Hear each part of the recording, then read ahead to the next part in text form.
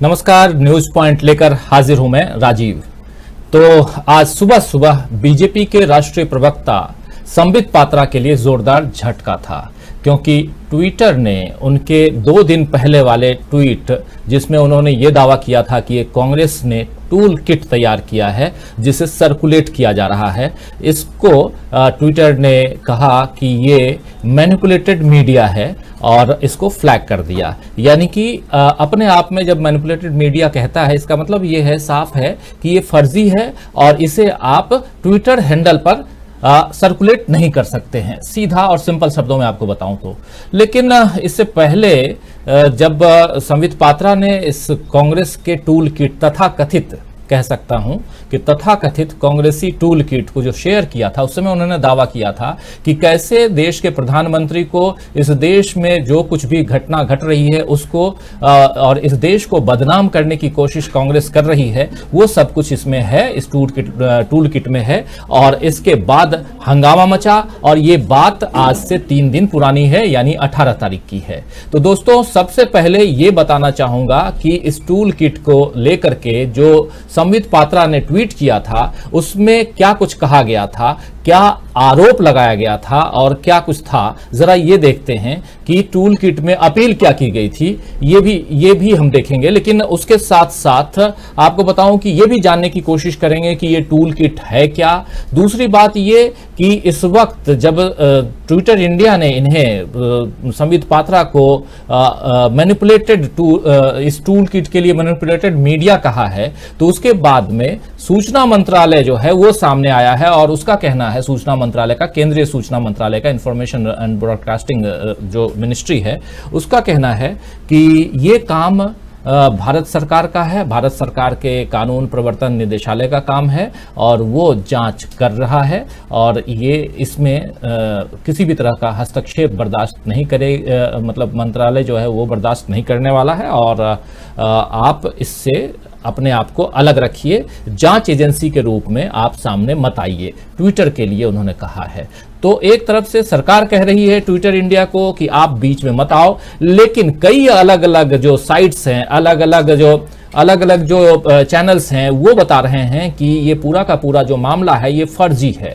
तो ये भाजपा का, हम जो कह रहे हैं कि भाजपा यानी बीजेपी का फर्जीवाड़ा जो है वो सामने आया है। वो क्यों सामने आया है अभी वो दिखाएंगे, लेकिन उसके अलावा एक बात और सामने है कि प्रधानमंत्री बार बार क्यों रोने लगते हैं, क्यों भावुक हो जाते हैं, इस पर भी आज चर्चा करेंगे। हालांकि हमारे कई साथी बोलते हैं कि बार बार आप प्रधानमंत्री को मत दिखाया कीजिए, लेकिन फिर भी प्रधानमंत्री एक पर एक अलग अलग रूप में नजर आते हैं तो चर्चा करना लाजिमी हो जाता है, वाजिब हो जाता है, इसलिए हम चर्चा करते हैं। दोस्तों, आज हम आपको बताएंगे कि कब कब प्रधानमंत्री रोए या भावुक हुए और उसके क्या निहितार्थ हैं। आज भी प्रधानमंत्री नरेंद्र मोदी अपने संसदीय क्षेत्र वाराणसी के लोगों से जब बात कर रहे थे, अपने वो फ्रंटलाइन वर्कर्स से बात कर रहे थे, तो वहां पर भावुक हो गए। क्यों भावुक हुए और इसके पीछे क्या लॉजिक है, क्या तथ्य है, ये आपके सामने हम रखेंगे। लेकिन उससे पहले आइए सबसे पहले बात हम करेंगे टूल किट की, कि टूल किट में आखिर है क्या और उससे सूचना मंत्रालय जो है वो क्यों नाराज है ट्विटर इंडिया से। लेकिन सबसे पहले जिस दावे के साथ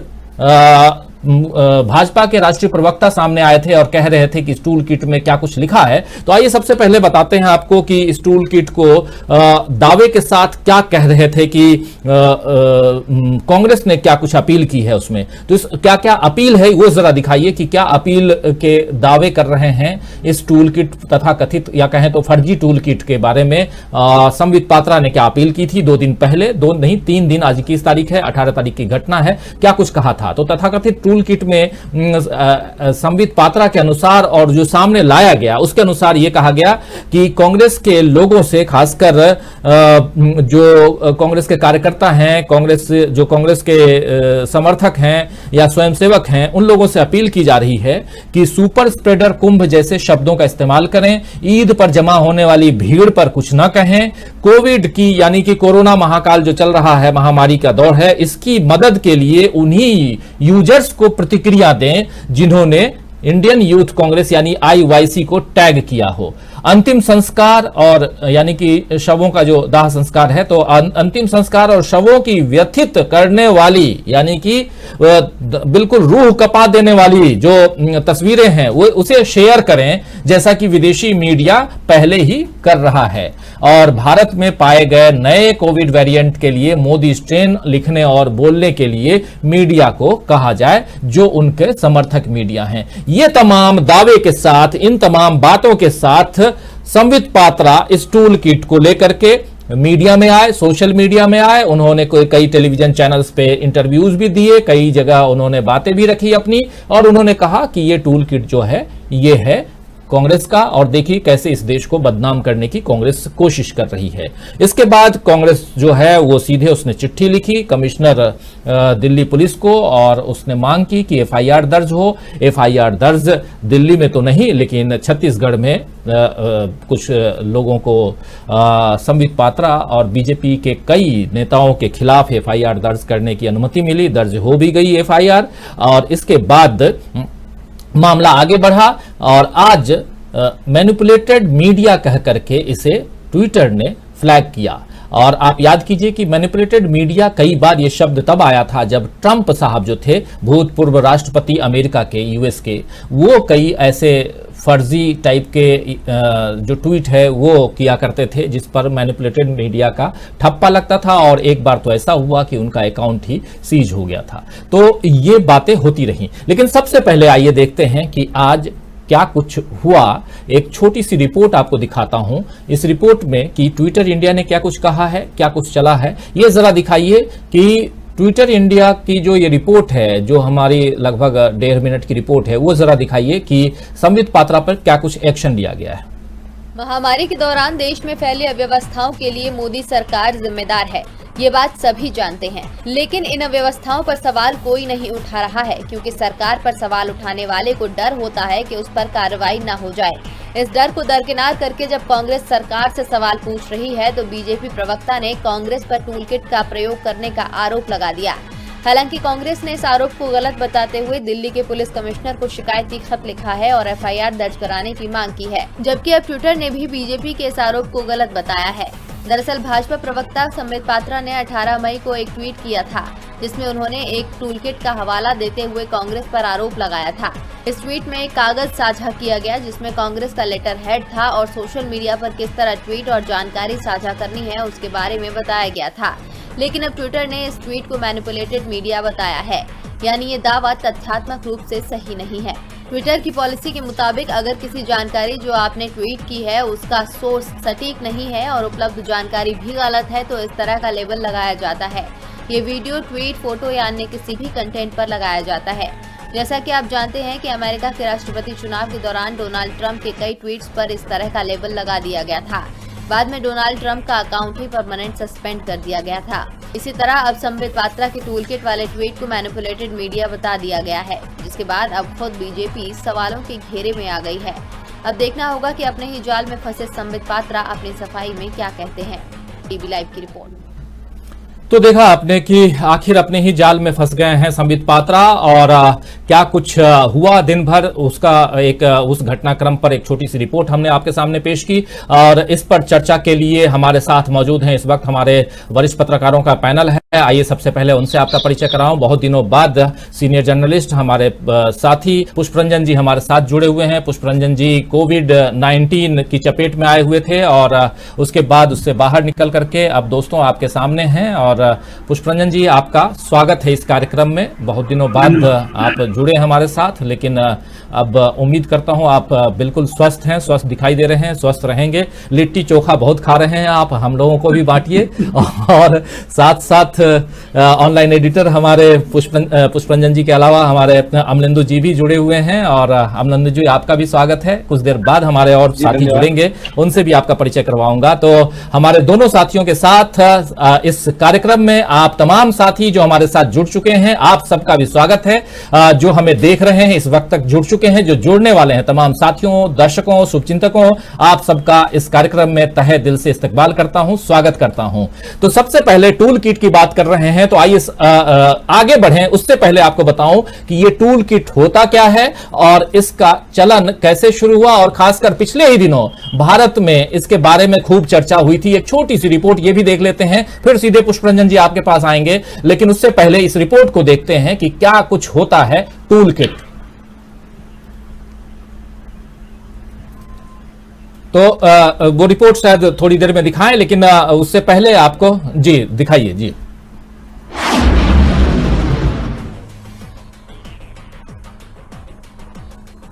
दरअसल दुनिया भर में आंदोलनों और विरोध प्रदर्शनों के लिए कुछ दिशा निर्देश या कहें तो एक्शन पॉइंट्स या गाइडलाइंस तैयार होते हैं, जिसमें कुछ ऐसी चीजें प्लान की जाती हैं जो आंदोलन को आगे बढ़ाने में मददगार होती हैं, और जिस दस्तावेज में इन दिशा निर्देशों को दर्ज किया जाता है उसे टूल किट कहते हैं। टूल किट शब्द आजकल सोशल मीडिया पर ज्यादा इस्तेमाल होता है, जिसमें सोशल मीडिया की रणनीति के अलावा भौतिक रूप से सामूहिक प्रदर्शन करने की जानकारी भी दी जाती है। इस दस्तावेज का मुख्य मकसद लोगों में समन्वय स्थापित करना होता है। टूल किट में आमतौर पर यह बताया जाता है कि लोग क्या लिख सकते हैं, कौन से हैशटैग का इस्तेमाल कर सकते हैं, किस वक्त से किस वक्त के बीच ट्वीट या पोस्ट करने से फायदा होगा, और किन्हें ट्वीट्स या फेसबुक पोस्ट में शामिल करने से फायदा होगा।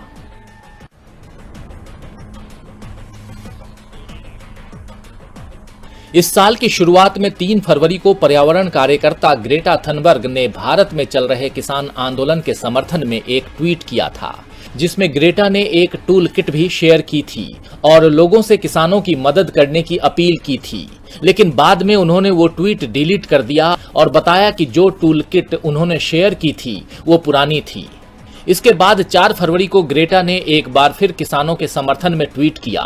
साथ ही उन्होंने एक और टूल किट शेयर की, जिसके साथ उन्होंने लिखा, ये नई टूल किट है जिसे उन लोगों ने बनाया है जो इस समय भारत में जमीन पर काम कर रहे हैं। इसके जरिए आप चाहें तो उनकी मदद कर सकते हैं। लेकिन दिल्ली पुलिस ने इसे लोगों में विद्रोह पैदा करने वाला दस्तावेज बताया और इसे जांच के दायरे में ले लिया। इस मसले पर दिल्ली पुलिस ने बेंगलुरु की रहने वाली 22 वर्षीय पर्यावरण कार्यकर्ता दिशा रवि को गिरफ्तार किया था। दिशा पर किसानों के समर्थन में बनाई गई विवादित टूल किट को सोशल मीडिया पर शेयर करने का आरोप लगा था। ये वही टूल किट था जो पर्यावरण कार्यकर्ता ग्रेटा थनबर्ग ने सोशल मीडिया पर शेयर की थी। बाद में दिशा रवि को जमानत मिल गई थी।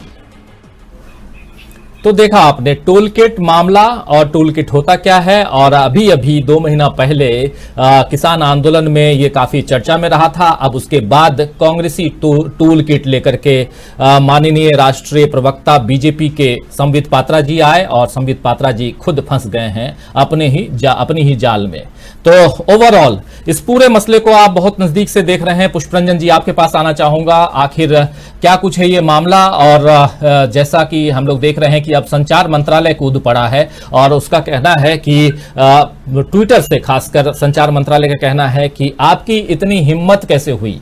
ये अपनी भाषा में थोड़ा सा इसको मैं भी मैनिपुलेट कर रहा हूं, लेकिन बात यही है कि कहने का अर्थ जो संचार मंत्रालय की तरफ से है पुष्परंजन जी, यही कि आपकी इतनी हिम्मत कैसे हुई कि आपने हमारे राष्ट्रीय प्रवक्ता महानुभाव जो संबित पात्रा जी हैं उनके नाम के आगे, उनके एक ट्वीट के आगे मैनिपुलेटेड मीडिया कह करके इसे फ्लैग कर दिया है। क्या कहेंगे? हालांकि ट्विटर जो है वो राष्ट्रपति को भी नहीं छोड़ता रहा अमेरिका में, अपने यहाँ बड़ी अलग तरह की स्थिति है। मेरी आवाज साफ है? शायद मैं कंफर्म बीच में कर रहा था। देखिए, ये जो जरूरत करने की जो ट्विटर ने कोशिश की है, इसके लिए सरकार ने भी इम्पावर्ड किया था। लोग भूल जाते हैं कि 25 फरवरी 2021 को, ज्यादा नहीं कुछ चंद महीने पहले की बात है, कि आईटी कानून न्याय मंत्री रविशंकर प्रसाद टेलीविजन पे आए, बाकायदा उन्होंने प्रेस कॉन्फ्रेंस किया था और बताया था कि सोशल मीडिया कंपनी जो हैं इस देश में जो ऑपरेट कर रही हैं, खासकर ट्विटर, फेसबुक, इंस्टाग्राम वगैरह वगैरह, उन्हें अगर कोई इस तरह के गलत चीजें, अफवाह फैलाने वाली चीजें, तथ्य से अलग हट के चीजें, किसी की छवि खराब करने वाली या किसी महिला का मान मर्दन करने वाली चीजें अपलोड होती हैं, कोई कमेंट वैसा आता है, तो 24 घंटे के अंदर उसे बंद करें और 15 दिन के अंदर उसकी पूरी रिपोर्ट तैयार करके पेश करें। उनका कंपनियों का ये भी काम है कि उन्हें साफ साफ यह स्पष्ट करना हो कि कल्प्रिट कौन है, किसने सबसे पहले अपलोड किया था, किसने ये चीजें सामने लाने की चेष्टा की थी। अब ये वर्ड जो है मैनिपुलेटेड मीडिया वाली जो बात है, ये कोई पहला वर्ड नहीं, ये अमेरिका में कई जगह लीगली, मतलब क्योंकि कंपनियों ने उसे अडॉप्ट किया है तो लीगली ये पहले भी चलता रहा है। ट्रंप से और पहले भी मैनिपुलेटेड मीडिया या वो चीज जो जिससे आप मैनिपुलेट या प्रभावित करते हो किसी की छवि को भी और किसी चीज को अपने राजनीतिक उद्देश्य के लिए उसका दुरुपयोग करते हैं, उस संदर्भ में इस शब्द को क्वाइन किया गया था। मैं वही देख रहा था कि अमेरिका में सबसे पहले कहा, लेकिन अभी समय नहीं है, लाइव में हम लोग हैं, मगर ये मैं बताना चाहूंगा कि ये चीज कोई ऐसा नहीं जिससे इस शब्द से आप अदालत में जाएं और मानहानि का केस ठोके किसी पर। मैनिपुलेशन वर्ड जो है और आप मैनिपुलेट कर रहे हैं, ये कंपनी भी साबित कर सकती है कैसे इसे मैनिपुलेट किया गया। जो कहानी आपने एक छोटा सा हिस्सा अपने टेलीविजन पर दिखाया, उससे स्पष्ट होता है कि मैनिपुलेशन क्या है। अब देखिए, देश में जो जिस संख्या में सोशल मीडिया ऑपरेट कर रहे हैं, वो संख्या भी दूं, व्हाट्सएप जो है उसके 530 मिलियन जो है उसके जो सदस्य हैं ऑपरेट उसमें जुड़े हुए हैं। उसी तरह से यूट्यूब से 448 मिलियन, फेसबुक से 410 मिलियन, इंस्टाग्राम से 210 और ट्विटर से लगभग 17.5 मिलियन, जो सबसे कम संख्या बताई जाती है, वो जुड़ा हुआ है। लेकिन ट्विटर बहुत फास्ट है, बहुत ज्यादा तेजी से फैलता और मैनिपुलेट भी करने वाले कर लेते हैं, तो इस वजह से ट्विटर ने ये जिम्मेदारी एक तरह से ली और उसे पूरा करने की चेष्टा की। अब सरकार स्वयं इस बारे में बताया कि भाई आपने फिर इम्पावर्ड, अभी तो कानून आना है संसद से, लेकिन सूचना प्रसारण मंत्री, आईटी मंत्री को या स्वयं कानून मंत्री जो आईटी भी देखते हैं, उनको ऐसी चीज को लाने की आवश्यकता क्यों पड़ी, क्यों बताना पड़ा कि हम ऐसा कानून ला रहे हैं और इसे हम तुरंत आयत करेंगे। आपको ध्यान है, बंगाल चुनाव से पहले हम उम्मीद कर रहे थे कि इसे लागू कर देंगे लोग, और खासकर सोशल मीडिया में जो घमासान मचा हुआ है उसमें फिल्टर हुआ कि कौन वास्तविक लोग उसके सदस्य हैं, नहीं है, कौन गड़बड़ कर रहे हैं। मगर ये सब हुआ नहीं, चुनाव भी हो जाने दिया गया और चुनाव के बाद अभी एक नया इशू आया है। उस इशू को लेकर सरकार कैसे किसी कंपनी को इम्पावर्ड करेगी, क्योंकि देखिए ट्विटर जो ऑपरेट कर रहा है यहाँ पर, अभी भी वो अमेरिकन कानून को लेके अपने पूरे फंक्शन को ऑपरेट कर रहे हैं। अमेरिका में एक decency act, communication decency act जो है, उसका सेक्शन 230 को लेकर ट्विटर ऑपरेट कर रहा है और उसी आधार पर वो सारी चीजें अपने ऑपरेशन का एक बड़ा हिस्सा माने हुए हैं। ये 1996 में ये कानून पास हुआ था अमेरिका में, और उसका सेक्शन 230 जो है उसने यूजर जो है, खासकर यूजर को जिम्मेदार ठहराता है कि अगर आपने कोई गलत सलत पोस्ट किया है, कोई ऐसी चीज अपलोड की है, तो आप उसके लिए जिम्मेदार हैं और कंपनी आप पे कार्रवाई कर सकती है। ट्रंप के खिलाफ इसी सेक्शन का इस्तेमाल हुआ था, इसी अनुच्छेद 230 का इस्तेमाल करते हुए उन्हें बैन किया गया था। जब अमेरिकी संसद में हमला हुआ और बार बार उनका सोशल मीडिया दुरुपयोग कर रहा था, तो इसी सेक्शन 230 का इस्तेमाल गूगल ने भी किया था। गूगल ने उनके समर्थकों का जो सबसे प्रमुख एक साइट थी पार्लर करके, PARLER, उसे बैन किया था गूगल ने, और फिर ट्विटर ने ट्रंप को अस्थायी रूप से बैन किया था। तो सवाल है कि आप कानून मंत्री हैं, संचार मंत्री हैं, सब कुछ आप लोग ऑपरेट नियंत्रण रख रहे हैं सोशल मीडिया पे, तो इस पे सेक्शन 230 का उसे वो आयत होगा या उसे आप खारिज करते हैं, नहीं मानती है भारत सरकार। ये सब चीजों को स्पष्ट करना पड़ेगा कि ट्विटर या दूसरे जो हैं उनके लिए क्या आप कानून आयत कर रहे हैं, और वो लोग जो दुरुपयोग कर रहे हैं उनके लिए आपके पास कौन सा। अगर आपकी पार्टी का है, वो कह रहे हैं कि हम इसकी जांच कर रहे हैं, तब तक ट्विटर ने तय कर लिया कि भाई आप खुद ही आप जज बन गए, आप खुद ही शब्द को क्वाइन करके उन लोगों को प्रमोट कर रहे हैं जो हमारे खिलाफ है। तो ये चीजें सरकार को भी स्पष्ट करनी पड़ेगी कि आपने इम्पावर फिर क्यों किया, आपने प्रेस कॉन्फ्रेंस क्यों की फरवरी में, और क्यों इन कंपनियों को आपने जिम्मेदारी दी।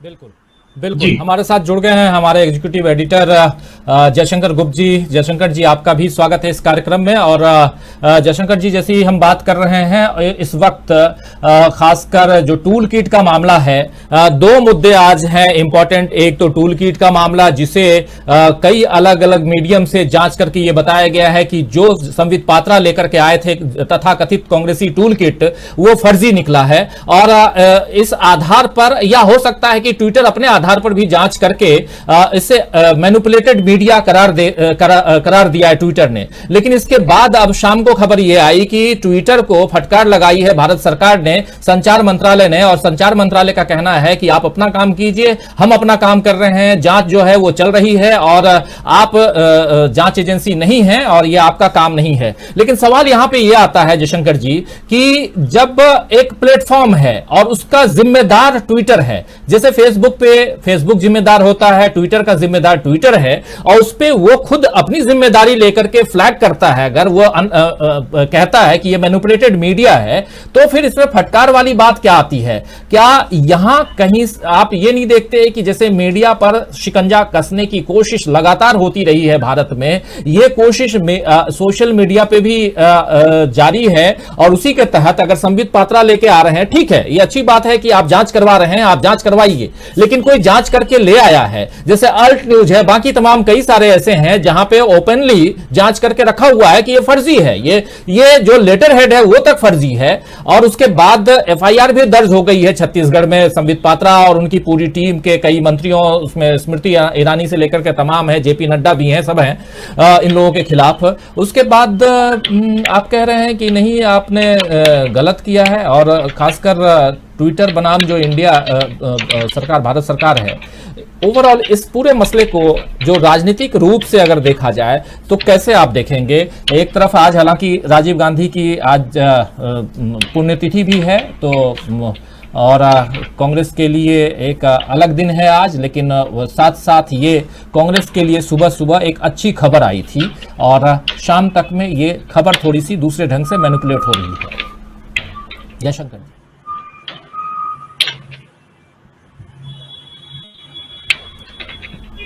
जयशंकर जी की आवाज नहीं आ रही, जरा आवाज चेक करो कहीं कुछ। जयशंकर जी, अपने माइक जरा अपना ऑन कर लीजिए, शायद थोड़ा सा शायद आवाज वहां से ही म्यूट है शायद आपके उससे, लेकिन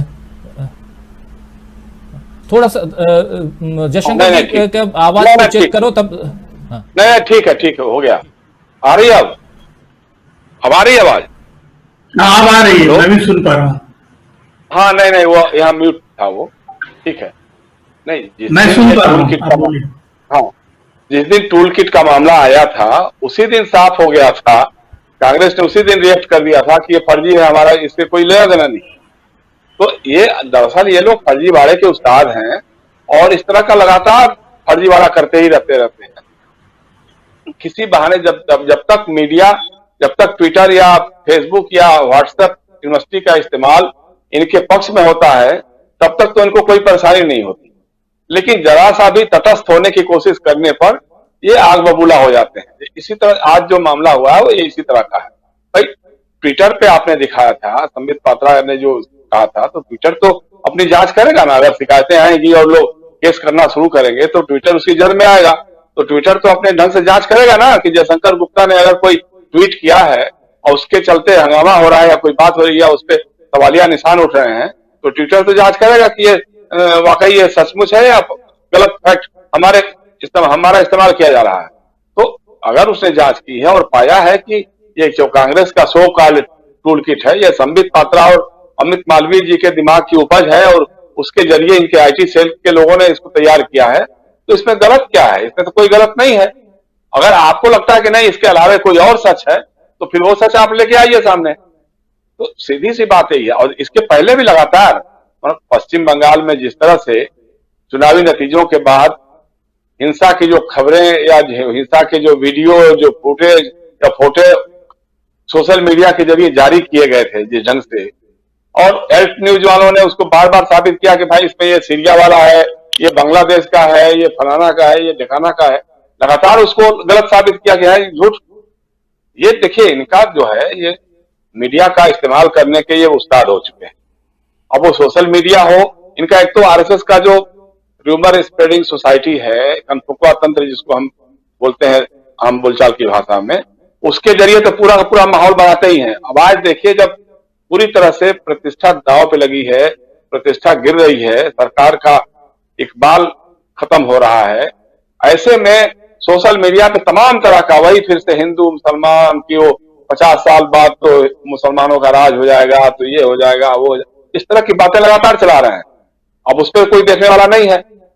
मुजफ्फरनगर में जिस तरह से अफगानिस्तान के वीडियोज के फुटेज दिखा करके दंगे करवाए गए और उसका चुनावी लाभ लिया गया, इसके बारे में तब उस समय नहीं हो रहा था कि नहीं इसको जांच करो, इसको बंद करो। तो इस तरह की बातें लगातार ये लोग करते ही रहते हैं। वो जो बच्ची थी, क्या नाम था उसका, अभी जो आई थी, उसको टूलकिट वाले मामले में दिशा रवि जो थी, उसके ऊपर जिस तरह से इन लोगों ने चलाया था, अभियान चलाया था दिशा रवि के बारे में, या अभी जो विदेशों से जो उन लोगों ने अपना ये किया था, तो उसके ऊपर कि नहीं साहब इन्होंने टूलकिट बदनाम कर। अरे भाई, आपको बदनाम कौन करने वाला, क्यों बदनाम करेगा? आपका तो इतना नाम हो रहा है, आपके राजकाज में लाशें गंगा में बह रही हैं, नदियों में बह रही हैं, लोग ऑक्सीजन के अभाव में तड़प तड़प करके मर रहे हैं, तो इसके लिए कौन किसको जरूरत है? टूलकिट की जरूरत क्या है? कांग्रेस अगर टूलकिट का इस्तेमाल करती है तो उससे बड़ा मुफ्ता कौन करेगा? ये तो कोई तो जाहिर सी बात है ना। दिल्ली से लेकर के पूरे देश के कोई भी ऐसा हिस्सा नहीं होगा जहां अस्पताल के अभाव में, ऑक्सीजन के अभाव में, वेंटिलेटर के अभाव में, जो वेंटिलेटर आपने सप्लाई कराए वो सब उसमें भ्रष्टाचार का खुलासा होने लगा है। गुजरात की कंपनी को दे दिया, नोएडा की कंपनी को दे दिया, जिसके पास वेंटिलेटर बनाने का कोई अनुभव नहीं था, उसको आपने टेंडर करके उसको ठेका दे दिया और सारे उसके वेंटिलेटर खराब पड़ रहे हैं। तो इतना सब हो रहा है, इसके बाद भी अगर किसी टूलकिट की जरूरत पड़े तो दुर्भाग्यपूर्ण है। आपके कर्म जो है, आपके जो कारनामे हैं, आपके जो करतूत है, वही आपका नाम रोशन करने के लिए काफी है। दुनिया भर में अगर दुनिया के सारे बड़े अखबार अगर लिख रहे हैं आपके बारे में, सुपर स्प्रेडर अगर टाइम मैगजीन लिख रही है, जो कभी आपको लगातार कवर पे छाप करके बहुत आपकी गौरव गाथा बताती थी, वो टाइम पत्रिका अगर आपको सुपर स्प्रेडर कर रही है, तो इसमें किसी के टूल किट की क्या जरूरत है? इसमें तो कोई ऐसा नहीं, उसका रिपोर्टर देखता आता है, क्योंकि इंडियन मीडिया को आप बारो कर सकते हैं, खरीद सकते हैं, गोदी मीडिया बना सकते हैं, लेकिन दुनिया के सारे अखबारों पे, पत्र पत्रिकाओं पे तो आपका असर नहीं करने वाला है। तो इसलिए तो आपका नाम तो हो ही रहा है। मतलब कहते हैं ना कि बदनाम होंगे तो नाम ना होगा, तो नाम तो आपका हो ही रहा है, इसी के तो कमाई खा रहे हैं आप। तो इसमें चिंता करने की क्या जरूरत है? ट्विटर ने अगर कुछ किया है तो हम बिल्कुल उसके साथ हैं। ट्विटर ने अगर पाया है कि अपनी जांच में पाया है जो फर्जी टूल किट है, तो ये लोग फर्जी वाले के उस्ताद हैं, मान लेना चाहिए कि हाँ जी हम फर्जीवाड़ा करते हैं। बिल्कुल बिल्कुल। और ये कम से कम इतना अधिकार तो ट्विटर या फेसबुक इन लोगों को भी देना चाहिए। हालांकि चाहे वो फेसबुक हो, ट्विटर हो, इन सब पे जिस प्रकार द्वेष फैलाने की, हिंसा और तमाम ऐसी चीजें, ऐसी तस्वीरें वहां शेयर की जाती हैं, इन सब पे भी अगर रोक लगाएंगे तो बहुत अच्छी बात होगी। सांप्रदायिक माहौल बिगाड़ने की जो कोशिश होती है सोशल मीडिया के जरिए, अगर सोशल मीडिया इस पर भी एक्शन ले तो ये भी बहुत बढ़िया है, क्योंकि अपने अपने प्लेटफॉर्म को अगर वो यूज करने के लिए, इस्तेमाल करने के लिए लोगों को दे रहे हैं, तो कम से कम ये बात भी होनी चाहिए कि हाँ वहां पर कोई फर्जीवाड़ा है, कोई गलत चीजें स्प्रेड की जा रही हैं, उसे लगातार प्रसारित किया जा रहा है, तो उस पर रोक लगे। ये भी जिम्मेदारी ऐसे सोशल मीडिया प्लेटफॉर्म्स को होना चाहिए। और अगर इसके तहत एक कार्रवाई संबित पात्रा के ट्वीट पर अगर ट्विटर ने किया है तो ये इसका स्वागत होना चाहिए, न कि फटकार लगनी चाहिए। लेकिन अपनी सरकार है और अपनी सरकार के राष्ट्रीय प्रवक्ता को, माननीय संबित पात्रा को बचाना, फेस सेव करना जो है वो भी जरूरी है, और ये यहां साफ दिखाई दे रहा है। ओवरऑल क्या कहेंगे अमलेंदु जी? आपके पास आना चाहूंगा। टूल किट मामले में लगातार फंसते हुए दिखी, शुरुआती समय से ही बीजेपी फंसती दिखी, लेकिन उसके बाद भी नहीं माने संबित पात्रा। दूसरे दिन लेकर आए कि हमने ये खोज निकाला है कि बनाया किसने। और उसके बाद ये भी सामने रख दिया, मतलब सब कुछ एक एक करके फर्जीवाड़ा की तमाम चीजें, ये दोस्तों कई अलग अलग चैनल्स, अलग अलग मीडियम, अलग अलग वेबसाइट्स के आधार पर हम ये बात यहां रख रहे हैं। हालांकि सरकार कुछ और रखे न रखे ये अलग बात है, जांच का विषय है, लेकिन जहां तक जांच आई है और उन तथ्यों के आधार पे, जैसे उसमें सबसे बड़ा और फर्जीवाड़ा का जांच और फेक न्यूज की जांच करने वाली एक वेबसाइट है अल्ट न्यूज, उस आधार पर भी मैं बोल रहा हूं कि ये फर्जी है, ये तथाकथित कांग्रेसी टूल किट, और उस आधार पर हम इस चर्चा को आगे बढ़ा रहे हैं। सबसे पहले अब सीधा अमलेंदु जी आपके पास आना चाहूंगा। ओवरऑल इस पूरे मसले को आप किस नजरिए से देखते हैं, क्या कहेंगे आप? देखिए, यहाँ दो तीन चीजें हैं राजीव जी।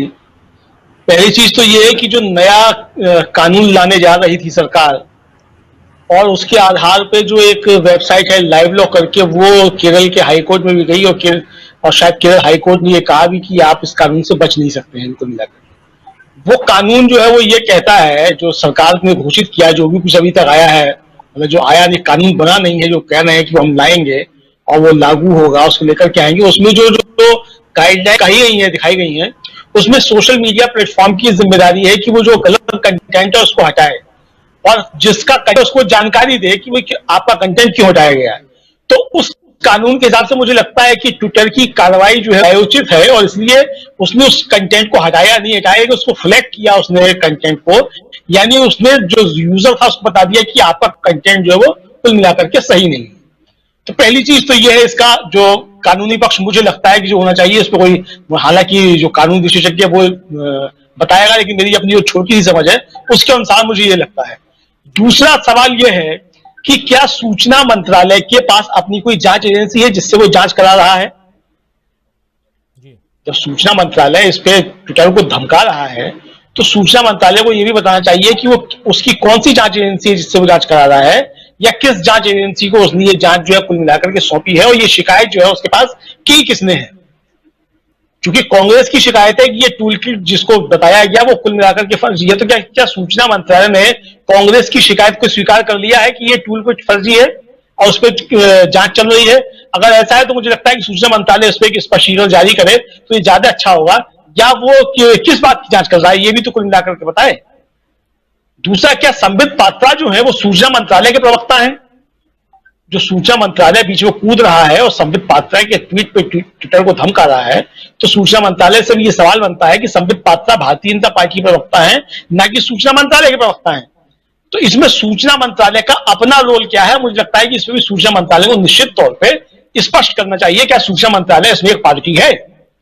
चौथी बात वो ये है कुल मिलाकर के कि जैसा कि ट्विटर ने फ्लैग कर दिया कि ये जो है वो सही तथ्यों पे आधारित नहीं है, जो फैक्ट चेकर्स वेबसाइट्स हैं उन्होंने भी कह दिया, जिनके पास पूरी सुविधा होती है कि वो सही और गलत को, फेक न्यूज को किस तरीके से चेक करें, और गूगल से लेकर के तमाम जो बड़ी सर्च इंजन है वो सब इन फैक्ट चेकर्स के फैक्ट चेक को मानते भी हैं, और सरकार भी उनका सहारा लेती है कई मामलों में कुल मिलाकर के। और जिस एल्ट न्यूज ने ये बताया कि ये फेक है कुल मिला के, उसने प्रधानमंत्री नरेंद्र मोदी के बारे में भी जो कई ट्वीट्स और वीडियोस और फोटोज जो जारी किए गए उनको भी बताया कि ये कुल मिलाकर के फेक हैं। तो आप ये भी नहीं कह सकते कि वो किसी एक मतलब बाइस जो करके उसने कोई सूचना दी है कुल मिलाकर के। तो जब ऐसी स्थिति में मतलब हमको ये जानना चाहिए कि जब ये स्थिति है तो सूचना मंत्रालय जो है वो इस पे किस तरीके से बीच में कूद रहा है। कुल मिलाकर सूचना मंत्रालय को ये स्पष्ट करना चाहिए, और ये भी स्पष्ट करना चाहिए कि कल को अगर मान लीजिए सूचना मंत्रालय ने ही जिस एजेंसी को जांच सौंपी है, अभी तक ये आया नहीं है कि उसने किसको जांच सौंपी है, तो मुझे जानकारी नहीं आ गया हो तो मैं कह नहीं सकता, लेकिन अगर किसी एजेंसी को जांच सौंपी है, या छत्तीसगढ़ में जिस तरीके से FIR दर्ज हुई है और छत्तीसगढ़ की पुलिस में ये जांच करके ये कुल मिलाकर ये कह देती है कि ये टूल किट जो जिसमें संबित पात्रा मोदी जी को बदनाम कर रहे हैं कि ये मोदी स्पेन है कह करके, तो अगर ये साबित हो जाता है कि फर्जी टूल किट संबित पात्रा की बनाई हुई थी, या उन्होंने जहां से इस्तेमाल किया जो भी किया वो झूठ फैला रहे थे, तो सूचना मंत्रालय इसमें क्या रोल होगा? क्या सूचना मंत्रालय इसमें पार्टी बनना चाहेगा? ये बहुत से ऐसे सवाल हैं जो कानूनी रूप से मुझे लगता है कि ये उठने चाहिए सूचना मंत्रालय के बीच में कूदने के बाद कुल मिलाकर के। हालांकि सूचना मंत्रालय को उसमें कूदना नहीं चाहिए था, क्योंकि ये दो पार्टियों के बीच का मसला था, और तीसरा इसमें जो सोशल मीडिया प्लेटफॉर्म में ट्विटर वो था। और अगर सूचना मंत्रालय बीच में कूदता है तो जाहिर सी बात है कि ये कानूनन स्थिति है, सूचना मंत्रालय को इस कानूनन स्थिति में अपनी भूमिका स्पष्ट करनी चाहिए। मुझे लगता है वो कुल मिलाकर के ये है राजीव जी जी। तो बहुत सारी बातें हैं, लेकिन इस बीच ये जो सूचना मंत्रालय की जो बात है, ये ओवरऑल ये सूत्रों के आधार पर जो मीडिया में खबरें चल रही हैं, आधिकारिक तौर पर सूचना मंत्रालय की तरफ से अभी कोई विज्ञप्ति जारी नहीं हुई है, ये मैं बता दूं यहां पे। लेकिन पुष्परंजन जी कुछ कहना चाह रहे हैं। जी पुष्परंजन जी। जी, दो तीन बातें हैं। देखिए, क्या सूचना मंत्रालय अधिकृत है इसकी जांच के लिए या आईटी मंत्रालय अधिकृत है, ये भी स्पष्ट सरकार को करना होगा, क्योंकि क्षेत्राधिकार की बात होती है। ये विषय आईटी मंत्रालय, चूंकि आईटी मंत्री ने, आपको ध्यान होगा मैंने जिसकी चर्चा भी की थी कि फरवरी में उन्होंने प्रेस कॉन्फ्रेंस करके रविशंकर प्रसाद जी ने बाकायदा कहा था कि हमें क्या करना है, भविष्य में हम किस तरह का कानून लाने जा रहे हैं इन कंपनियों, सोशल मीडिया कंपनियों के की जिम्मेदारी तय करने के वास्ते, या जो लोग सोशल मीडिया प्लेटफॉर्म पे हैं उनकी जिम्मेदारी कितनी बनती है, वो तमाम चीजें उन्होंने स्पष्ट जब उस मंत्री ने की थी, तो क्या उनकी हद में आता है या सूचना मंत्री के हद में आता है, ये चीजें पहले तय हो जाए। दूसरा, ये बड़ा विचित्र लगता है इस देश में कि एक पार्टी का प्रवक्ता जो है वो तय कर सकता है कि कांग्रेस इसके लिए पूरा का पूरा दोषी है, वही सारा कुछ मोदी जी की छवि बिगाड़ने के लिए, भारत की छवि बिगाड़ने के लिए एक टूल किट बनाती है। एक प्रवक्ता तय कर सकता है, लेकिन एक कंपनी जिसके प्लेटफॉर्म का इस्तेमाल हो रहा है वो ये नहीं कि उसका एक शब्द जो है बहुत ज्यादा इनको वो शब्द इनको बहुत नागवार गुजरा, और उन्होंने बाकायदा उस शब्द पे आपत्ति व्यक्त की और कहा कि आप ब्रांडिंग मत किया कीजिए, आप इस शब्द का दुरुपयोग करने का एक हथियार आप दे रहे हैं, और विदेश में भी इसकी बाकायदा आपने एक हथियार दे दिया है।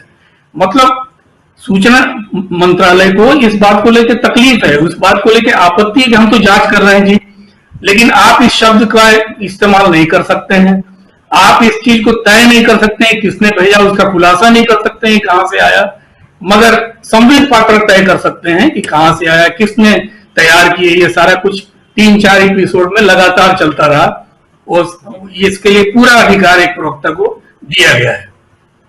जी बिल्कुल। तो टूल किट को लेकर के लगातार चर्चा जो है वो जारी है, और अब क्या कुछ आगे बढ़ता है, लेकिन ये आपको जरूर बता दूं कि आज सुबह सुबह जोरदार जो कहें कि झटका लगा संबित पात्रा को और बीजेपी को, इसलिए क्योंकि बीजेपी के कई सारे जो बड़े बड़े मंत्री संतरी नेता जो हैं इनके, वो इसको ट्वीट कर चुके थे। कुछ लोगों के नाम आपको बताऊं जो शेयर करने वालों में, ट्विटर पे शेयर करने वालों में स्मृति ईरानी है, तीरथ सिंह रावत हैं, पीयूष गोयल हैं, राज्यवर्धन राठौर हैं, तेजस्वी सूर्या, किरण रिजिजू, अनुराग ठाकुर, पीसी मोहन, हरदीप सिंह पुरी, शोभा करंदलाजे, बीरेन्द्र सिंह, प्रहलाद जोशी, राहुल कसवान, मनोज कोटक, डॉक्टर विनय सहस्त्रबुद्धे, इतने सारे लोगों ने, इसके अलावा भी बहुत सारे लोग हैं, ये सब इसे रीट्वीट कर करके ये बताने की कोशिश की कि देखो एक कांग्रेसी टूल किट पकड़ में आया है, और ये समझ लो दुनिया वालों, देश वालों की कांग्रेस जो है वो इस देश को कितना किस ढंग से बदनाम करना चाहती है,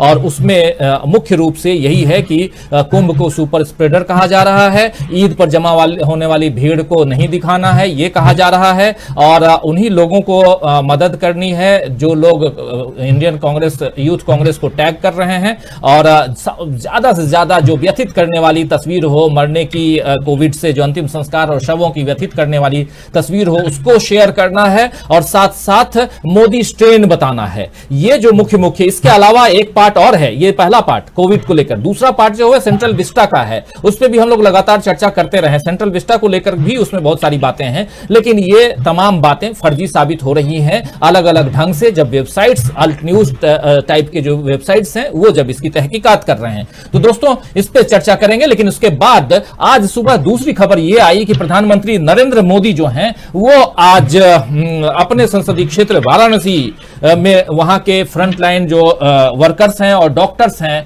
उन लोगों के साथ वीडियो कॉन्फ्रेंस के जरिए जुड़े थे, और उन लोगों को धन्यवाद कह रहे थे। वो धन्यवाद कहते कहते वो भावुक हो गए। कोरोना महामारी के कारण जान गंवाने वाले लोगों के बारे में जब वो बात कर रहे थे तो वो बहुत ज्यादा भावुक हो गए। ये चर्चा फैल गई हमेशा, और कई बार हमने देखा। तो सबसे पहले वो क्षण, वो पल देखते हैं आज का, और उसके पहले क्या कुछ हुआ है वो भी बताएंगे, लेकिन आज प्रधानमंत्री नरेंद्र मोदी कैसे भावुक हुए, बहुत सारे अलग अलग वीडियो आप देखे होंगे। आज का वीडियो इसको देख लीजिए, उसके बाद चर्चा आगे बढ़ाते हैं और सीधे आएंगे जयशंकर जी आपके पास। जरा उस वीडियो को दिखाइए, आज के वीडियो को, कि क्या कुछ प्रधानमंत्री नरेंद्र मोदी ने किया, कहा। और अपने वाराणसी, आप जान रहे हैं कि उनका संसदीय क्षेत्र है प्रधानमंत्री नरेंद्र मोदी का, और वहां अपने फ्रंटलाइन वर्कर्स के साथ में, डॉक्टर्स के साथ में वो बात कर रहे थे।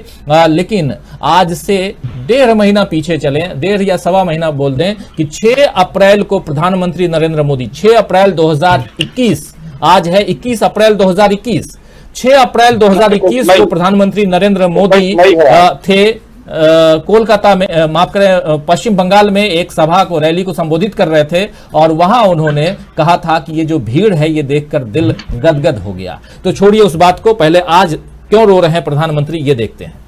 कि आप सबके इस कठिन परिश्रम और असीम प्रयासों के बावजूद भी हम अपने परिवार के कई सदस्यों को नहीं बचा पाए।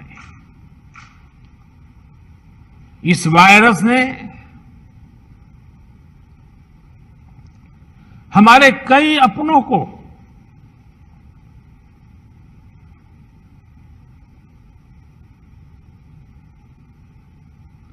हमसे छीना है।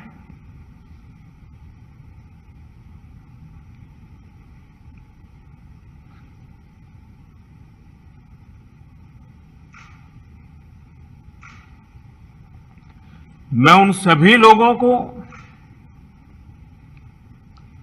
अपनी विनम्र श्रद्धांजलि देता हूं और उनके परिजनों के प्रति सांत्वना व्यक्त करता हूं। तो विनम्र श्रद्धांजलि और सांत्वना व्यक्त किया प्रधानमंत्री नरेंद्र मोदी ने। भावुक हो गए, ये पल भावुक होने का पल है। अगर कोई भी दिल अगर रखता हो और संवेदनशील इंसान हो तो वो इस वक्त, इस दौर में उसके आंख से आंसू आएंगे ही। और इस पल, ये जो समय है, ये जो दौर है भारत का, इस दौर में अगर कोई ऐसा न कर पाए, अगर कोई इस भारत की भयावह तस्वीर को देखकर उसके आंख से आंसू न छलके, तो फिर वो इंसान नहीं है। मैं तो यही कहूंगा। प्रधानमंत्री क्या चीज है, प्रधानमंत्री भी हैं, लेकिन इस पर चर्चा इसलिए करना चाहते हैं दोस्तों हम, कि आज के दौर में प्रधानमंत्री नरेंद्र मोदी इस भयावह तस्वीर को याद करते हुए अगर वो भावुक हो गए, बहुत अच्छी बात है, बहुत। लेकिन कई बार भावुक होते हुए हम लोगों ने देखा है प्रधानमंत्री नरेंद्र मोदी को।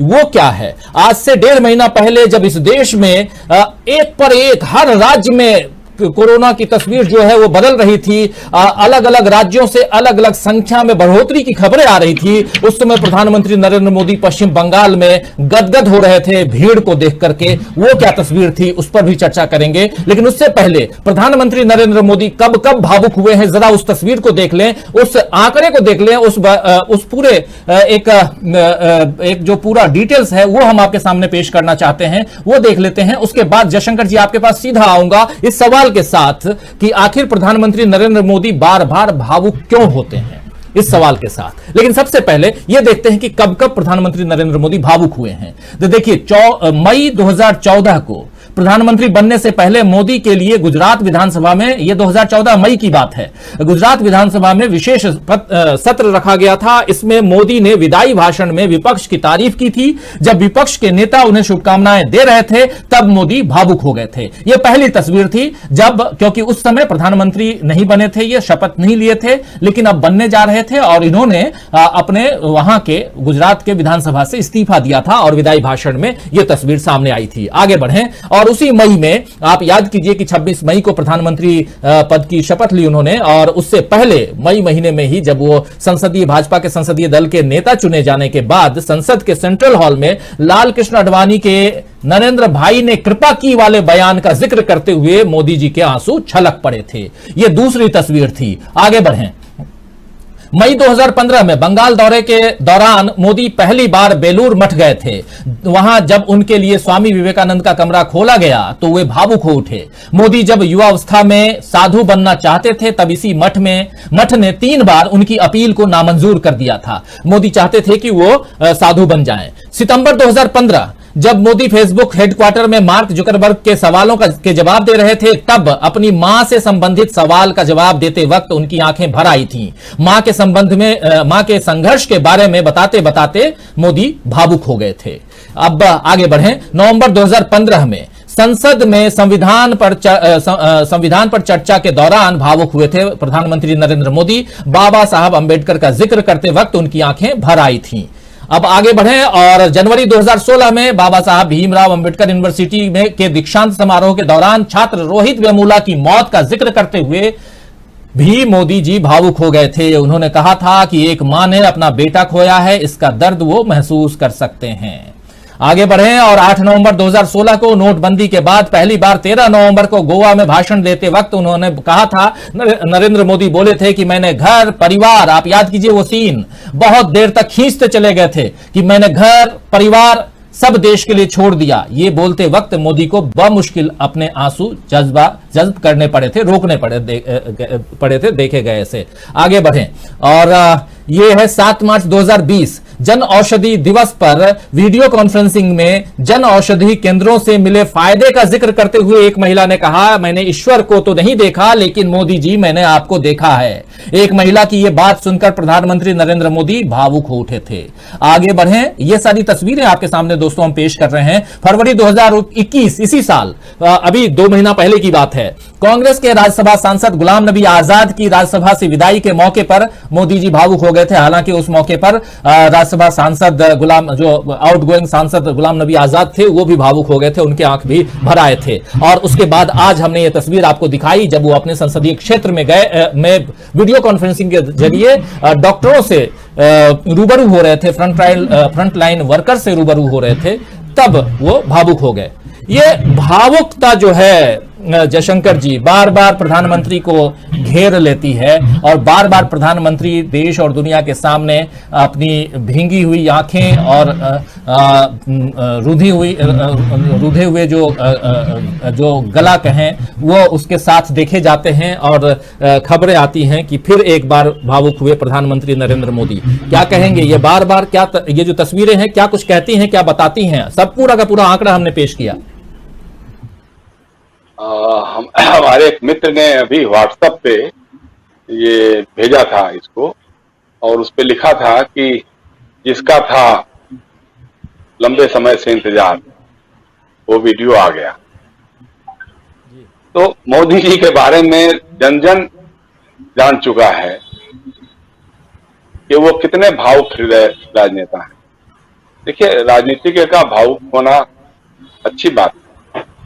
अगर इस तरह की भावुकता सच्चे दिल से निकल करके आती है तो समझ में आने वाली बात है। लेकिन इनके मामले में क्या है, जब काशी कराह रही थी, काशी के लोग ऑक्सीजन के लिए चीख पुकार कर रहे थे, काशी के लोग स्मशान घाट पे लंबी लाइनों से त्रस्त होकर के बता रहे थे कि हमको लाशें, हमारे अपने शव जलाने की व्यवस्था भी नहीं हो पा रही। छन्नूलाल मिश्रा जो बहुत बड़े ठुमरी के गायक थे, शास्त्रीय गायक थे, जिन्होंने इनके चुनाव में इनका जो नामांकन था उसमें प्रस्तावक में उनकी भी एक हस्ताक्षर थे, उनका भी एक हस्ताक्षर था। उनकी बेटी छन्नूलाल जी के लिए ऑक्सीजन चिल्ला रही थी, वेंटिलेटर चिल्ला रही थी। उस समय आप नहीं पसीजे। जब गंगा मैया चीख चीख करके कह रही थी कि भाई तुम तो साफ करने आए थे, तुम तो कह रहे थे कि गंगा को हम शुद्ध करेंगे, साफ करेंगे, यहां तो लाशें तैर रही हैं, मैं और गंदी हो रही, और प्रदूषित हो रही हूं, कहां हो मेरे बेटे? उस समय भी आपने नहीं सुध लिया। बल्कि बीच में जब ये जो नया तूफान आया था जिसमें महाराष्ट्र, गुजरात और कई राज्यों में बड़ी तबाही मचाई और दिल्ली भी शिमला और मसूरी जैसे माहौल में हो गई है उसी तूफान के चलते, अचानक घोषणा हुई कि प्रधानमंत्री गुजरात जाएंगे। तो बल्कि हमने अपने ट्विटर पर लिखा था कि भाई काशी की सुध भी लेंगे क्या आप कभी, कि आप वहां के संसदीय प्रतिनिधि हैं, संसदीय चुनाव आपने वहां से जीता है और वहां इतनी तबाही हुई है, इतने लोग परेशान हुए हैं, इतने लोग मरे हैं, कभी उनकी भी चिंता करेंगे आप कि आप वही रह जाएंगे? अब आपको गुजरात की सुध आ गई, महाराष्ट्र बगल में था, महाराष्ट्र में भयानक तबाही हुई थी, आप महाराष्ट्र नहीं गए। तो आपके मन में भावुक हो या जो भी हो, भावुकता जो है वो बनावटी दिखाई देती है। आपके मन में सिर्फ और सिर्फ राजनीति दिखाई देती है कि कहां हमको कैसे राजनीतिक फायदा मिलेगा। जैसे आप बता रहे थे 6 अप्रैल की घटना, पश्चिम बंगाल की तमाम रैलियों में जाते थे मोदी जी, अमित शाह जी जाते थे, रोड शो करते थे, बड़ी बड़ी रैलियां करते थे। उस दिन तो उन्होंने कहा, बहुत गर्व भाषा में कहा था कि मेरा दिल गदगद हो रहा है, जहां भी देख रहा हूं चारों तरफ भीड़ ही भीड़ दिखाई दे रही है। और उनके लिए जो फोटोग्राफी वीडियोग्राफी करने वाली टीम है वो बार बार उस भीड़ को दिखा रही थी। उस भीड़ में साफ दिख रहा था कि किसी के चेहरे पे मास्क नहीं था और सब एक दूसरे से गुथे हुए थे। एक बार भी मोदी जी ने ये नहीं कहा कि भाई कोरोना का संक्रमण बहुत तेज चल रहा है तो आप लोगों को सोशल डिस्टेंस और ये मास्क लगाना चाहिए। एक बार भी नहीं कहा मैं बहुत गदगद हूं इतनी भीड़ देख करके, अब तो ममता गई। मतलब उसी के बाद अमित शाह जी ने कहना शुरू कर दिया था ना कि 2 मई दीदी गई। तो आपका पूरा का पूरा एक तो पक्ष ये हो गया भावुकता का, एक जो कहते हैं ना कि मगरमच्छ के आंसू कई बार देखने को मिल जाते हैं। आपके अंदर का जो कर्म है वो क्या है। तो गुजरात में दंगे होते हैं तब आपके का दिल नहीं रोता है। जब लोग मारे जाते हैं, एक बार मुझे याद, एक बार कहा कि दलित भाइयों को मारने से पहले मुझे मार डालो, लेकिन उसके बाद कितने दलित हत्याएं हुई, नरसंहार हुए, बलात्कार, दलित बेटियों के साथ बलात्कार हुए, कितने लोगों के खिलाफ आपने क्या कार्रवाई की, उसके बाद भी वो लगातार घटनाएं होती रही। तो मतलब आपका जो भावुक हृदय है वो आपके कर्म में कहीं दिखाई नहीं देता है, कभी नहीं दिखाई देता है। दूसरी बात अब जो है बातचीत के बारे में, एक होता है वार्तालाप, एक होता है एकालाप और एक होता है प्रलाप। तो मोदी जी वार्तालाप के नाम पे सिर्फ एकालाप करते हैं, बीच बीच में प्रलाप भी कर लेते हैं। अब जैसे आज भी आपको याद होगा कि जब मुख्यमंत्रियों के साथ बैठक कर रहे थे और अरविंद केजरीवाल ने उसको वीडियो जारी कर दिया, लाइव कर दिया उस बातचीत को, तो बड़ा गुस्सा हो गया कि बताइए लाइव कैसे दिखा दिया। तो आज आपकी जो डॉक्टरों के साथ बातचीत हो रही थी तो उसको आपने लाइव क्यों कर दिया।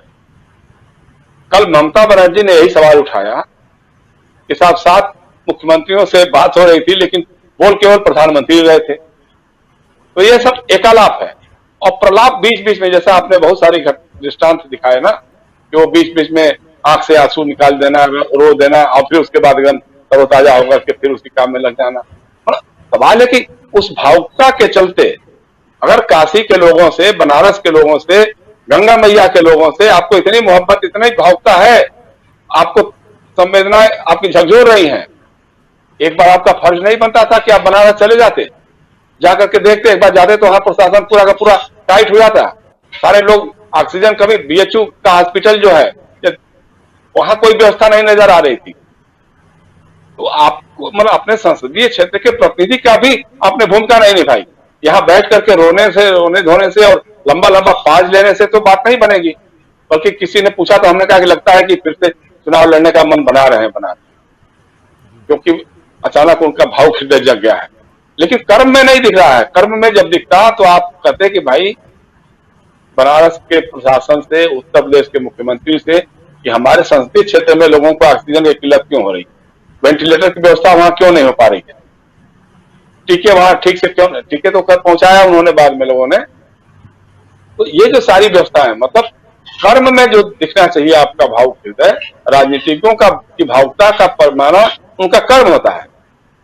आंसू बहाना और सभाओं में हमने बहुत लोगों को देखा है, बड़ी सभाओं में रोना शुरू कर दिया, रोना धोना शुरू कर दिया ताकि सहानुभूति का माहौल बन जाएगा। और ये तो पहले से ही लोग मान रहे थे। जैसा मैंने कहा ना कि मुझे किसी ने व्हाट्सएप पे मैसेज भेज करके वो वीडियो भेजा, तो ये पहले से कहा जा रहा है कि हम मोदी जी का एक बड़ा अस्त्र जो है वो सामने आने वाला है, अब वो रोएंगे। आज आपने उस अस्त्र को भी अपना लिया, क्योंकि कई दिनों से चर्चाएं चल रही थी, मीडिया प्लानर में भी उनकी चर्चा हो रही थी कि छवि बहुत धूमिल हो रही। अमेरिकी एजेंसी या और लोगों ने कहा कि कितने % उनका ग्राफ नीचे गिर गया है। तो हुआ कि साहब इमेज बिल्डिंग का काम होना चाहिए। तो इमेज बिल्डिंग में क्या क्या हो सकता है, तो एक तो जैसे वो टूल किट फर्जी वाला जो था वो किया लोगों ने, और फिर उसके बाद आपने देखा होगा कि अचानक सारे मंत्री, कोई हम किसी मंत्री के बारे में जानते नहीं है कौन किस मंत्रालय का एक प्रभारी है, और उसका मंत्रालय करता क्या है, वो मंत्री मंत्रालय के बारे में जानता क्या है, उसका भूमिका क्या होती है। वो सारे मंत्री एक साथ, मोदी जी के नेतृत्व में बड़ा अच्छा काम हो रहा है, मोदी जी के नेतृत्व में बड़ा अच्छा काम हो रहा है, मोदी जी के नेतृत्व में कोरोना से अरे भाई, कहीं अपने मंत्रालय के बारे में तो बता दो कि आपके मंत्रालय ने क्या किया मोदी जी के नेतृत्व में। वो सब नहीं, बस मोदी जी के नेतृत्व में बहुत अच्छा काम। तो एक इमेज बिल्डिंग के प्रोसेस में ही ये तय हुआ था कि शायद अगर आंसू छलक जाए या थोड़ा बोलते बोलते लंबा पाज चला जाए, कभी अटल बिहारी वाजपेयी जी लेते थे, लेकिन वो दूसरे ढंग से लेते थे, ये भावुकता नाटक नहीं करते थे। तो ये आपके जो दिखावटी आंसू हैं, ये काशी के लोगों पे चूंकि इतना तबाही हो चुकी है, इतने लोग अपनी जान गंवा चुके हैं, इतनी मशक्कत झेली है लोगों ने, इतना दुर्दिन झेला है लोगों ने, उसके बाद भी आपकी पार्टी के कितने विधायक चले गए, आपकी पार्टी के मंत्री चले गए, आपकी पार्टी के सांसद उनके रिश्तेदार चले गए, और उसके बाद भी आपको समझ में नहीं आ रही है, बात समझ में नहीं आ रही है। एक बार आप जांच तो करा दिए होते, यहीं से बोल दिए होते कि साहब योगी जी ये क्या हो रहा है, नदियों में तैरने वाली लाशें कौन सी हैं, कहां से आ रही हैं, ये बिहार का रहा है कि नहीं, हमारे यहाँ में उत्तर प्रदेश से सारी लाशें आ रही हैं। तो इस सब के बारे में कहीं कोई चिंता नहीं, बस एक कि बड़ी मुझे सहानुभूति है, संवेदना है। भाई आप सिर्फ काशी के ही हैं क्या? आप तो पूरे देश भर में लोग मरे हैं कोरोना से, तो 2.5 लाख 3 लाख का आंकड़ा पहुंचने जा रहा है। तो एक बार यहीं से कह देते कि साहब देश भर में जो कोरोना के कारण, संक्रमण के कारण जो लोग जान गंवा रहे हैं, जो अनाथ हो जा रहे हैं बच्चे, उसके बारे में। तो कहने का मतलब है कि कई बार आप इस ढंग से सिलेक्टिव हो जाते हैं और इस ढंग का नाटक करने लग जाते हैं कि आम आदमी उसको पहचानने में देर नहीं लगती। बिल्कुल बिल्कुल। और जो कोरोना से मौत की जो आप बात कर रहे हैं जयशंकर जी, आज ही WHO की खबर है, एक रिपोर्ट आई है और उस रिपोर्ट में आज ही WHO यानी वर्ल्ड हेल्थ ऑर्गेनाइजेशन, उसने जो रिपोर्ट जारी की है उसमें कहा गया है कि दुनिया भर में अभी तक जो आंकड़े हैं वो 34 लाख मौत के आंकड़े हैं और ये 2 से 3 गुना ज्यादा हो सकते हैं। उनका कहना है कि ये आंकड़े जो हैं 2 से 3 गुना, और साफ साफ लिखा है कि ये 60 लाख से 80 लाख मौत के आंकड़े हो सकते हैं, जबकि WHO मान रहा है। तो हमारे देश में और खासकर उसमें यह भी बताया गया है कि जैसे पिछले साल कोरोना की शुरुआत हुई उस समय कई लोगों को पता ही नहीं था, जांच नहीं होती थी, उसमें मौत हो गई। उसके बाद भी आज भी कई ऐसी परिस्थितियां, ऐसी जगह पे कई लोग इस बीमारी से मर रहे हैं, लेकिन जांच नहीं हो पा रही है, इसलिए ये हो सकता है। तो ये आंकड़े बहुत बढ़ सकते हैं। जब WHO 34 लाख को 80 लाख तक पहुंचा रहा है तो आप समझ सकते हैं कि हमारे देश में क्या स्थिति होगी। लेकिन हम इस वक्त चर्चा कर रहे हैं दोस्तों, प्रधानमंत्री नरेंद्र मोदी बार बार रोते क्यों हैं, बार बार भावुक क्यों हो जाते हैं, इस पर चर्चा कर रहे हैं। हमारे साथ हमारे 3 खास साथी हमारे साथ जुड़े हुए हैं। हमारे एग्जीक्यूटिव एडिटर जयशंकर गुप्ता जी हमारे साथ बने हुए हैं, हमारे साथी वरिष्ठ पत्रकार सीनियर जर्नलिस्ट पुष्परंजन जी, तमाम बाधाओं को झेलते हुए कोरोना काल से बाहर निकल करके, कोरोना से जंग जीत करके अभी हमारे सामने बैठे हुए हैं। आप लोग भी कई बार पूछते थे कि पुष्परंजन जी कहां हैं, तो अब आपके सामने है पुष्परंजन जी। अब सेहत तो अच्छी है, बिल्कुल ठीक है, और पुष्परंजन जी स्वस्थ रहें और हमेशा समय निकाल करके हमारे कार्यक्रम में आए, हम यही चाहेंगे। और अमलेंदु जी भी अब लगभग ठीक हो चुके हैं। तो हमारे तीनों साथी जो बैठे हुए हैं ये तीनों कोरोना से निपट चुके हैं, ये मैं कह सकता हूं। दोस्तों हम चर्चा को आगे बढ़ाएं और पुष्परंजन जी आपके पास आऊं मैं, उससे पहले कुछ लोगों की के जो बात हैं, जो विचार हैं, जो कमेंट बॉक्स में लगातार लिखते रहे हैं, उनके विचारों को भी रखना चाहूंगा। असलम चिश्ती लिख रहे हैं, बहुत खूब लिख रहे हैं वो, कि वो कुछ इस तरह से अपने गुनाहों को धो देता है, जब जनता चौराहे पे बुलाती है तो टीवी पर रो देता है। श्याम सिंह पुंदीर कहते हैं कि राहुल को ड्रामा करने वालों से सीखना चाहिए कि जनता के लिए कुछ करो ना करो, बस ड्रामा सीख लो। सीबीएस कुमार कह रहे हैं कि नाटककार की नौटंकी में भावुक मत हो जाना साथियों।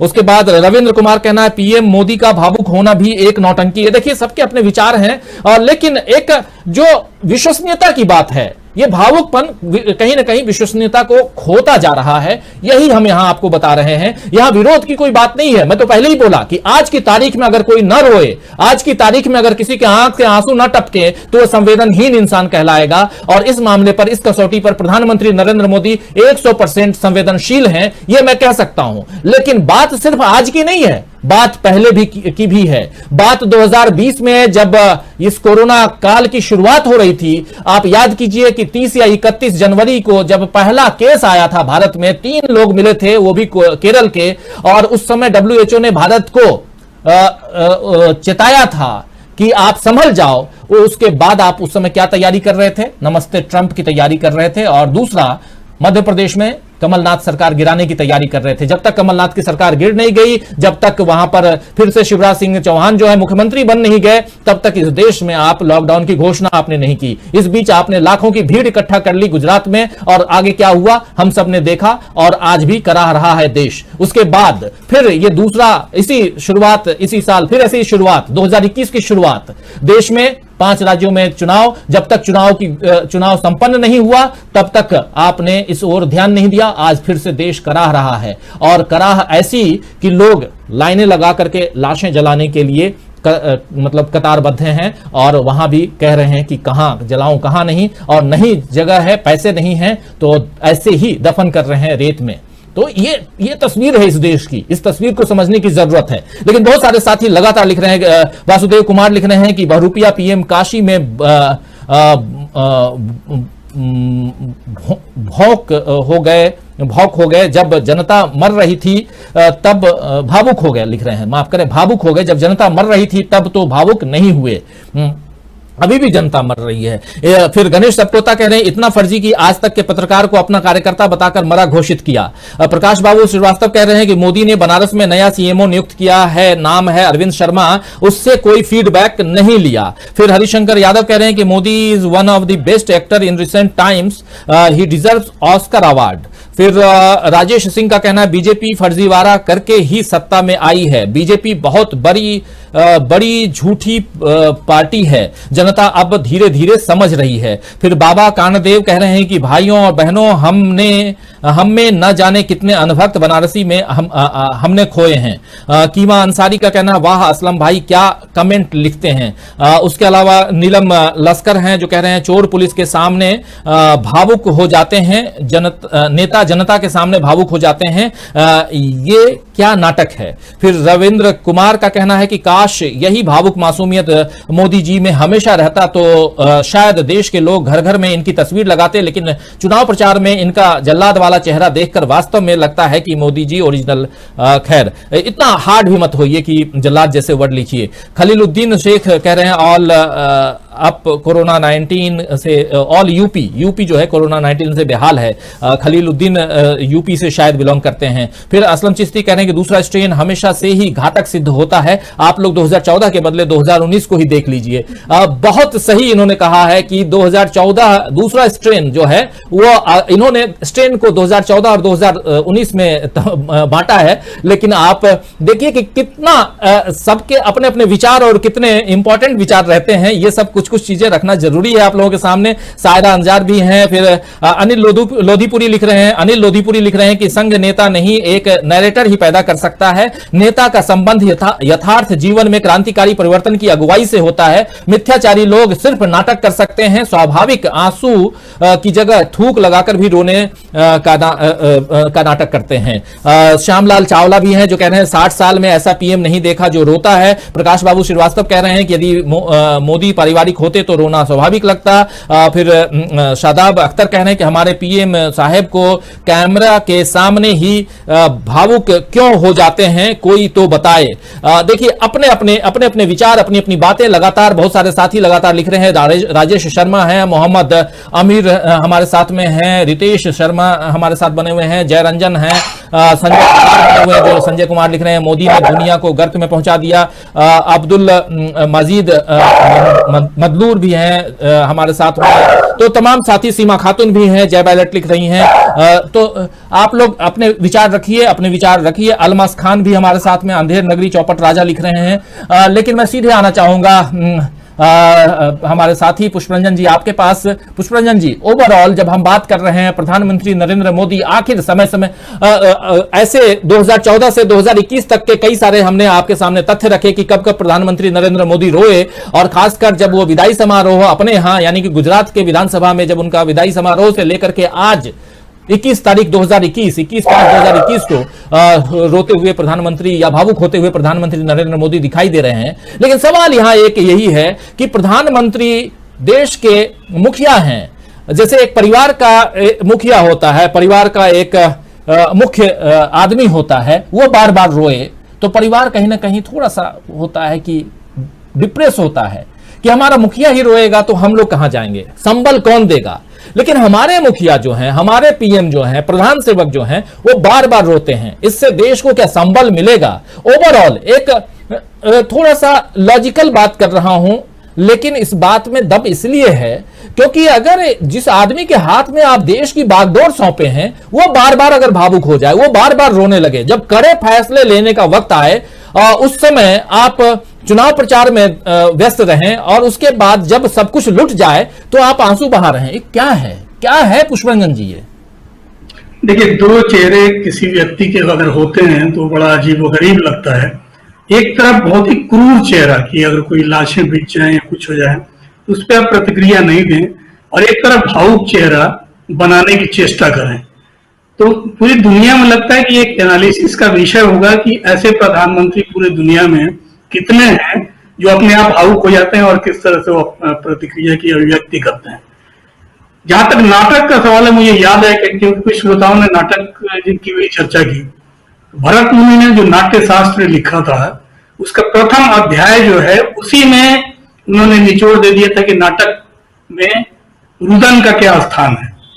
और उसके भावार्थ में पढ़ देता हूं कि नाटकों की रचना के मूल में प्रमुख उद्देश्य दुखी, थके हुए एवं शोक से त्रस्त लोगों का मनोरंजन करने से ही भविष्य सुरक्षित रहता है। मतलब कि आपका अच्छे नाटककार हैं, मंचन कर रहे हैं तो थोड़ा सा रुदन भी पैदा कीजिए, शोक व्यक्त कीजिए, उसकी अभिव्यक्ति भी स्क्रिप्ट में होना चाहिए, उसकी स्क्रिप्टिंग होनी चाहिए।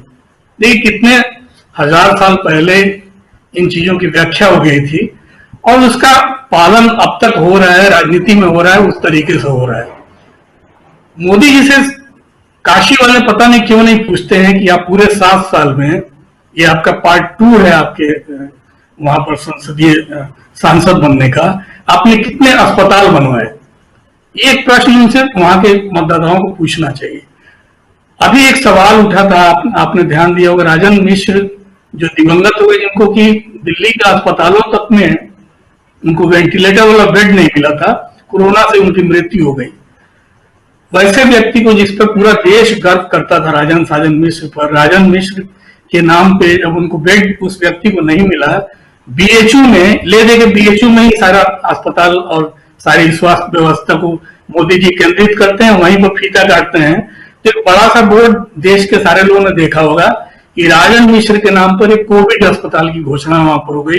अस्पताल बने बाद में, पहले उसके लिए बड़ा सा एक बैनर लगा दिया गया, बोर्ड सब लगा के मोदी जी का हंसता हुआ चेहरा, नूरानी चेहरा हंसता हुआ एक तरफ, और दूसरे कोने में राजन मिश्र का चेहरा, और बीच में राजन मिश्र कोविड अस्पताल। वो बैनर हम सबों ने देखा और उससे अंदाजा लगा लीजिए कि प्रचार बेस्ड इन्होंने स्वास्थ्य सेवा अपने संसदीय क्षेत्र में कैसे दे रखी है।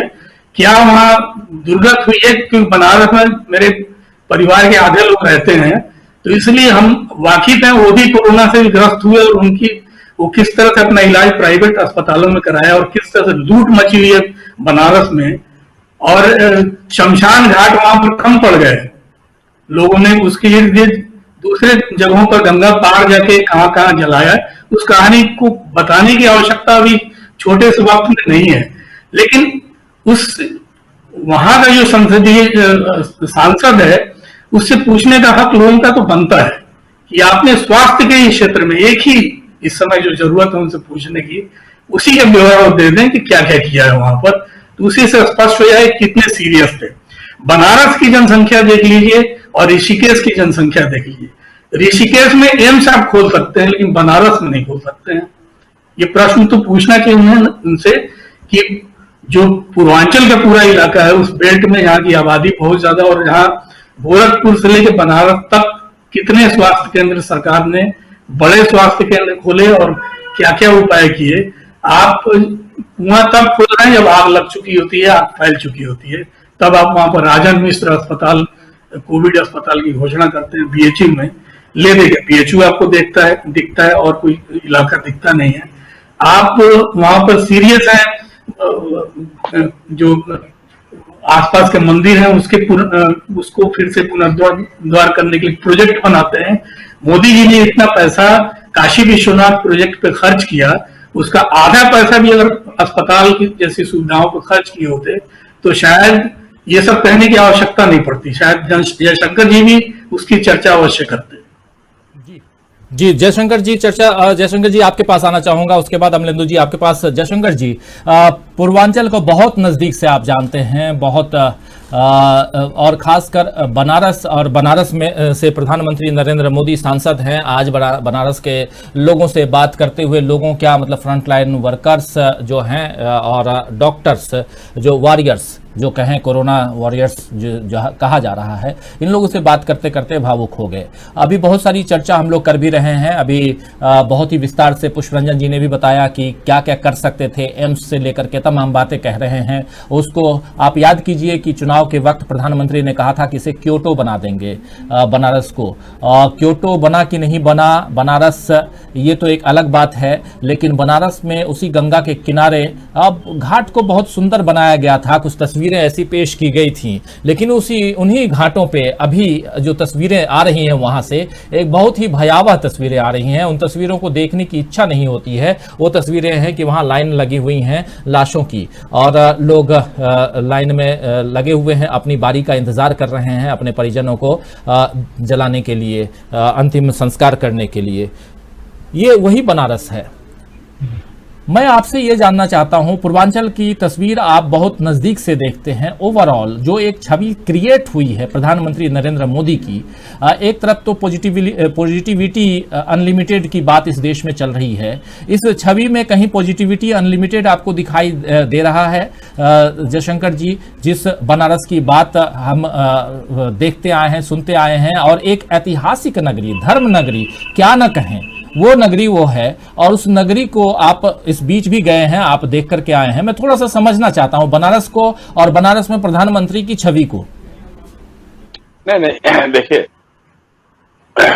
लगातार 2 बार चुनाव जीते वो।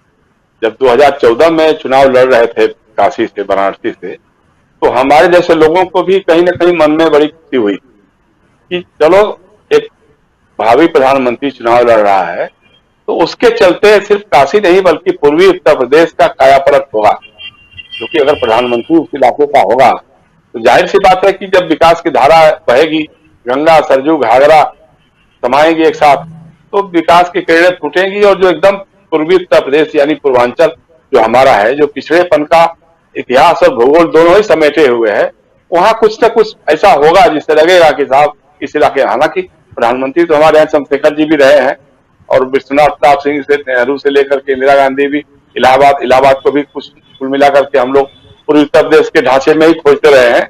लेकिन खासतौर से जो बनारस से गोरख जिसकी चर्चा पुष्परंजन भी कर रहे थे, जो 14-15 जिले हैं, आजमगढ़, मऊ, बलिया, गाजीपुर, देवरिया, गोरखपुर, बस्ती, बहराइच, जौनपुर, ये सारे जो जिले हैं, कहीं कोई उद्योग धंधा नहीं है, कहीं कोई मेडिकल फैसिलिटीज नहीं है, कोई बहुत बड़ा कोई मेडिकल कॉलेज नहीं है। गोरखपुर में बाबा राघवदास मेडिकल कॉलेज है। आपको याद होगा कि बच्चे वहां कितने तड़प के मर गए बिना ऑक्सीजन के अभाव में, इतनी कई साल पहले की बातें हैं। लगातार वहां होता ही रहता है कुछ। तो इंफ्रास्ट्रक्चर के मामले में जो लगा था कि मोदी जी के वहां से चुनाव लड़ने से या प्रधानमंत्री बन जाने के बाद से जो विकास की गंगा बहेगी, उसका लाभ लोगों को मिलेगा, तो ऐसा कुछ भी देखने को मिला नहीं। लेकिन यही है, चूंकि बहुत राजनीतिक रूप से बहुत निपुण लोग हैं और उस ढंग से प्लानिंग करते हैं, तो जाति और धर्म और ये सारा मिला जुला करके फिर वो उस पर चुनाव जीत जाते हैं। काशी में या पूर्वी उत्तर प्रदेश में जो हैंडलूम का काम रहा है, जो हमारे मऊ जिले के मुबारकपुर में, आजमगढ़ के इलाकों में जो साड़ियां बनती रही और जिसकी मार्केटिंग बनारस में होती है, बनारस में भी बनती है बनारसी साड़ियां, जो पूरी दुनिया में जो मशहूर रही हैं, आज उसके कारीगर जो हैं, बुनकर जो हैं, वो भूख से मर रहे हैं, तबाह हो रहे हैं, पूरा का पूरा उनका बिजनेस व्यापार चौपट हो गया। अब पता नहीं कारण क्या हो सकता है उसमें। अधिकतम चूंकि जुलाहे लोग ही काम करते हैं, संत कबीर से लेकर के जो बना हुआ है वहां का ये, तो उनको भी लगा था कि साहब चलो ठीक है, हार जीत लगी रहती है, अगर हमारे इलाके का प्रधानमंत्री होगा तो जरूर कुछ न कुछ काम होगा। लेकिन और तो और छोड़ दीजिए, जिस गांव को गोद लिया था उन्होंने सांसद के तौर पे, उन्होंने बनाई थी ना एक आदर्श ग्राम योजना, जो सांसद गोद लेता था, उसके सांसद क्षेत्रीय विकास निधि की रकम उस पर खर्च होती थी। तो जो जयापुर गांव है उसकी भी इस कोरोना काल में भी जो तस्वीरें आई थी बहुत ही बदसूरत दिखाई दे रही थी। तो इस काम के लेवल पे अगर देखा जाए, कुछ काम छोटा मोटा होता है, जैसे मान लीजिए हवाई अड्डे से लेकर के बनारस तक बड़ी लंबी बढ़िया कॉरिडोर सड़क बना दिया, ये कर दिया, सब तो ठीक है चमकाने वाला, लेकिन ऐसा जिससे वहां के लोगों को स्वास्थ्य शिक्षा की सेवाएं मिल सके, शैक्षणिक माहौल वहां का सुधर सके, लोगों को रोजगार मुहैया हो सके, लोगों के काम धंधे पटरी पे आ सके, तो ऐसा कोई काम अभी तक तो देखने को नहीं मिला है। न काशी में मिला है, न पूर्वी उत्तर प्रदेश या पूर्वांचल में मिला है। और अभी भी लोग इंतजार कर रहे हैं कि शायद हमारे क्षेत्र का एमपी, जो हमारे देश का प्रधानमंत्री भी है, वो हमारे लिए कुछ करे। अब यही जो कोरोना काल है, मैंने शुरू में जब चर्चा हो रही थी तो हमने यही कहा था, काशी के लोग त्राही मांग कर रहे थे, कहा बचाओ हमको, ऑक्सीजन दिलाओ हमको, इलाज की व्यवस्था कराओ हमारे लिए, वेंटिलेटर लाओ। कहाँ हो हमारे सांसद महोदय? और सबसे बड़ी बात कि गंगा मैया, वो कहते थे ना कि मैं आया नहीं हूं और किसी ने किया, मुझे तो गंगा मैया ने बुलाया है।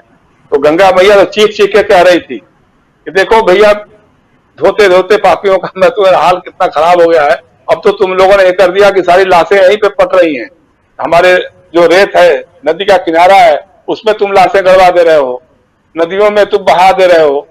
कहाँ तो तुम पोल्यूशन मुक्त करने वाले थे, प्रदूषण मुक्त करने वाले थे, मुझको स्वच्छ करने वाले थे, मुझे पवित्र करने वाले थे, ये हालत तुमने 7 साल में बना दी। बाबू बेटा तुम कहाँ हो, आ जाओ जरा। लेकिन उसकी सुध भी आपने नहीं ली, आपने गंगा मैया को भी ठग दिया। भाई सबको ठगा, काशी के लोगों को ठगा, अब गंगा मैया को भी आपने ठग दिया।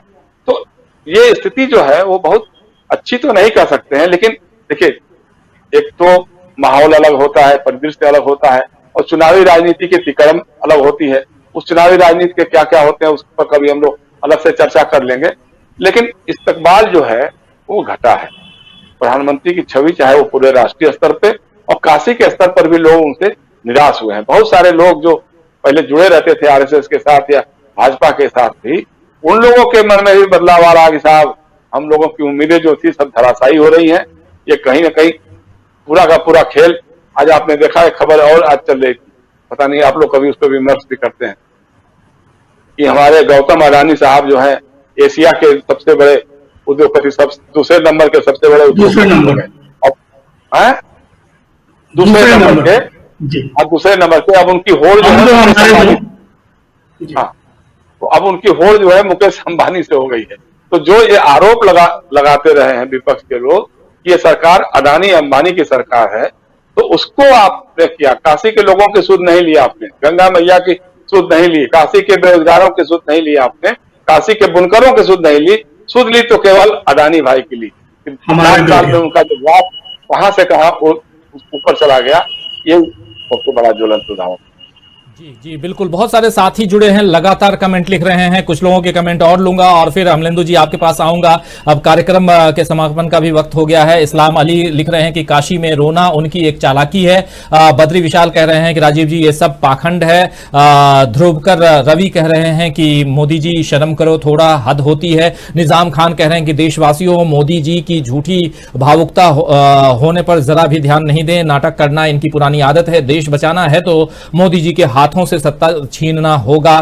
फिर जया रंजन पादिकल कह रहे हैं कि मोदी समझ गए अभी जनता मूर्ख नहीं है कि इसलिए मगरमच्छ का आंसू बहा के कुछ नहीं है। मोदी एक्टर हैं, जनता को मूर्ख बना रहे हैं। फिर ध्रुवकर रवि कह रहे हैं कि मोदी अच्छे से जानते हैं कि जनता को कैसे मूर्ख बनाया जा सकता है। ब्रज किशोर का कहना है कि हम सभी अंधे हो गए हैं, जब तक हम अंधे बने रहेंगे ऐसे ही क्रूर शासक देश में होते रहेंगे। हमें तो रोने का भी अधिकार नहीं है क्योंकि हमने काम ही ऐसा किया है। हरिचंद्र समाज का कहना है कि सेवक हैं न चौकीदार हैं, कोरोना काल का वास्तविक संहार करता है। प्रहलाद सिंह कह रहे हैं कि मैं तो इन आंसुओं को क्रोकोडाइल टीयर्स कहूंगा। फिर मदीना का मुसाफिर कह रहे हैं सोनिया गांधी सच बोला, मौत का सौदागर।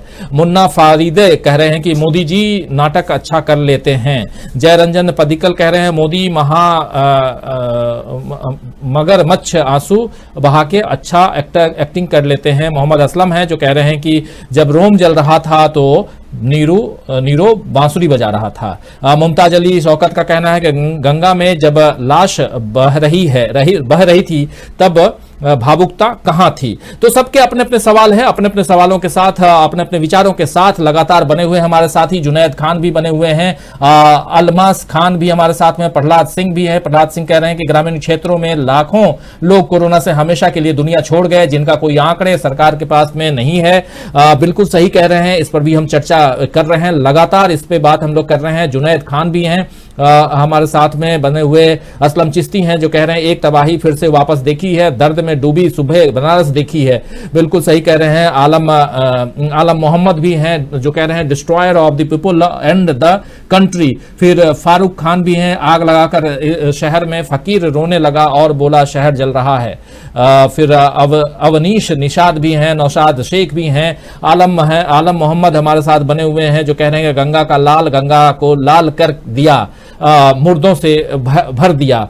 कलाम अहमद भी हमारे साथ, शाइक मोहम्मद हैं, रितेश शर्मा है, मोदी ब्लैक फंगस है, सब अपने अपने, राजेश सिंह, राजा अली, रितेश शर्मा, तमाम साथी लगातार बने हुए हैं, अपने अपने कमेंट कर रहे हैं, अपने विचार रख रहे हैं। लेकिन सीधे अपने विचारों के साथ मैं आना चाहूंगा अमलेंदु जी आपके पास। कार्यक्रम थोड़ा सा लंबा हो गया है लेकिन चर्चा दो बहुत ही महत्वपूर्ण चर्चाएं हम लोगों को उठानी पड़ी इस न्यूज पॉइंट में। पहली तो टूल किट को लेकर के हम लोग बात कर रहे थे और दूसरी बात जो है प्रधानमंत्री नरेंद्र मोदी आखिर क्यों बार बार भावुक हो जाते हैं, इस पर दोस्तों हम चर्चा कर रहे हैं। हमारे साथ तीन हमारे खास साथी बने हुए हैं। हमारे एग्जीक्यूटिव एडिटर जयशंकर गुप्त जी बने हुए हैं, सीनियर जर्नलिस्ट, काफी अनुभवी पत्रकार हैं पुष्परंजन जी हमारे साथी, वो काफी लंबे वक्त के बाद आप लोगों के सामने दिखाई दे रहे हैं, और हमारे ऑनलाइन एडिटर अमलेंदु उपाध्याय जी। अमलेंदु जी आपके पास सीधा आना चाहूंगा। मोदी जी जो भावुक बार बार होते हैं, इस भावुकता के पीछे आप क्या देखते हैं? बहुत शॉर्ट, बहुत संक्षेप में आपका सवाल चाहूंगा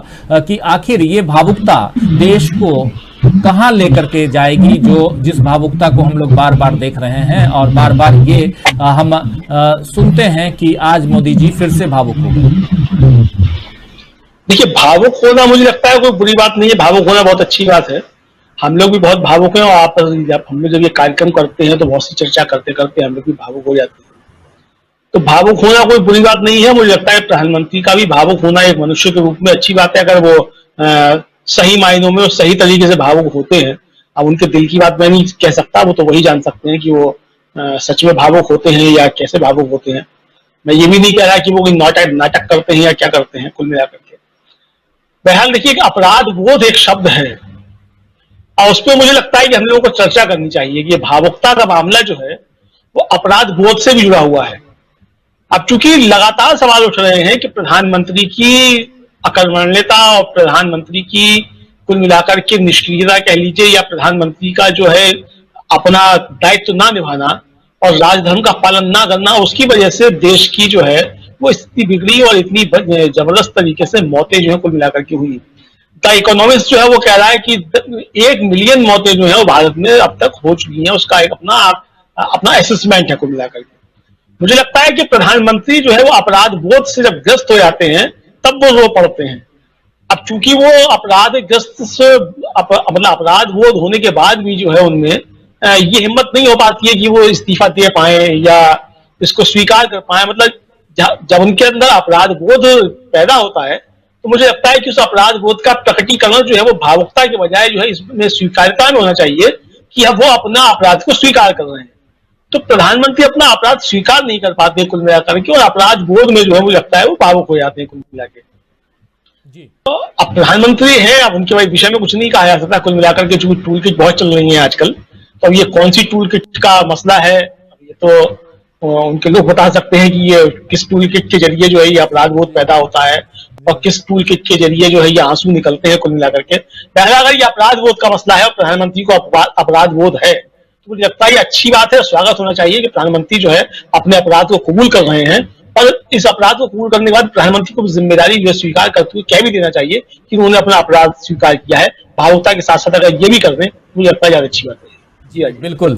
तो टूल किट का जिक्र जरूर कर गए अमलेंदु जी, और ये कह रहे हैं कि शायद इस टूल किट में, आप जानते हैं टूल किट एक दस्तावेज है जहां पर एक्शन प्लान लिखा होता है कि कब क्या करना है। तो इसमें अगर बीजेपी के टूल किट को देखें या प्रधानमंत्री के लिए जो टूल किट तैयार किया गया हो, उस टूल किट में शायद ये लिखा हो कि हाँ, आज की तारीख में 21 मई को आप जब बनारस के अपने लोगों से, डॉक्टरों से बातचीत करेंगे तो वहां आपको भावुक होना है। तो ये हालांकि एक अलग अंदाज है अमलेंदु जी के बात करने का, उस अंदाज में बोल रहे हैं, लेकिन ये बात इसलिए इंपॉर्टेंट है दोस्तों क्योंकि 2 दिन पहले जब संबित पात्रा टूल किट, कांग्रेसी तथाकथित कांग्रेसी टूल किट लेके आए थे, तो उन्होंने कहा था कि राहुल गांधी ट्वीट करते हैं टूल किट देख करके, सोनिया गांधी चिट्ठी लिखती है, मनमोहन सिंह चिट्ठी लिखते हैं प्रधानमंत्री को, दोनों टूल किट देख करके। तो कांग्रेस हर काम टूल किट देख करके करती है, तो शायद प्रधानमंत्री रोते भी हो टूल किट देख करके। लेकिन बहुत सारे साथी लगातार बने हुए अपने अपने कमेंट लिखते रहे, बहुतों के कमेंट हम नहीं ले पाए। आफ्ताब वसीम है, राजेश सिंह है, आलम मोहम्मद लिख रहे हैं the death of people due to lack of oxygen and vaccine is because of negligence of PM of fake promises and lip services. ये इनका कहना है। इसके अलावा बहुत निजाम खान भी हैं जो कह रहे हैं मोदी स्ट्रेन से बचो, मोदी जी की घड़ियाली आंसू से देश को बचाना होगा, नहीं तो फिर आने वाली 5 साल चुरा लेंगे। लेकिन एक डबल स्ट्रेन की बात, पहला स्ट्रेन जो है दूसरे स्ट्रेन में पहले स्ट्रेन से ज्यादा दूसरा स्ट्रेन जो है रुलाता है, ये बहुत ही आज के जितने भी कमेंट आए हैं उसमें सुपर कमेंट मैं कह सकता हूं।